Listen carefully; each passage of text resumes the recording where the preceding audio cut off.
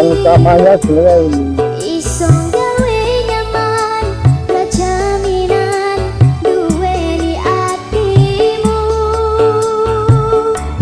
Apa jalan gampang ini kita coba ya turunkan. Awak dhewe iso ngobrol tekan wengi. Krasa sliramu wong sing paling gemati.